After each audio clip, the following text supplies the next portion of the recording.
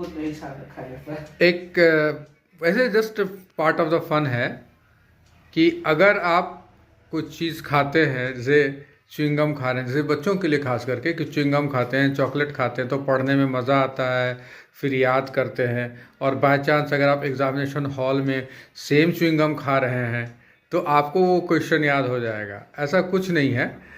ये बिल्कुल उसी तरह से बात है जिस तरह से कोई मैंने कहता है कि हम खैनी खाएंगे तो ये होगा, सिगरेट पिएंगे तो वो होगा। ऐसा कुछ नहीं है। ये एक सिंपल से एडिक्शन को बढ़ावा देने का इनिशियल स्टेज है। तो आप ऐसा मत सोचिए, आप मन लगा के पढ़िए। बहुत होता है तो पानी पीजिए और फिर पढ़िए, ब्रेक दीजिए, पढ़िए और अपने आप को रिवीजन करिए। तो फिर आपको कभी एग्जामिनेशन में छूटेगा नहीं, आप भूलेंगे नहीं।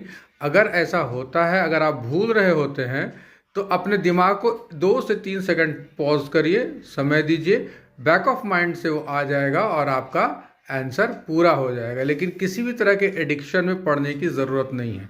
हाँ, एक और चीज़ होती है कि जैसे मान लीजिए आप पढ़ रहे हैं तो पढ़ते पढ़ते कुछ लोग म्यूज़िक बजाते हैं, तो वो एक अलग कहानी है। म्यूज़िक का एक अलग इशू है, लेकिन उसमें भी ये शर्त है कि म्यूज़िक बदलना नहीं चाहिए। सेम गाना, सेम ट्यून या जो भी है वो एक ही आप बजाते रहिए, तो फिर आपके दिमाग को वो कंसंट्रेट करेगा। लेकिन जैसे ही आप गाना बदल बदल के सुनेंगे तो फिर उसके लिरिक्स अपने आपको अट्रैक्ट करेंगे, तो फिर यहाँ पे आपका डाइवर्जन होगा। तो इसलिए अगर आपको लगता है कि आप गाना सुन कर के काम करना चाहते हैं तो ठीक है, इट्स ओके, बट वो गाना रिपीट नहीं होना चाहिए। मैंने वही सेम गाना रिपीट होना चाहिए और गाना दूसरा दूसरा बदल बदल के नहीं होना चाहिए।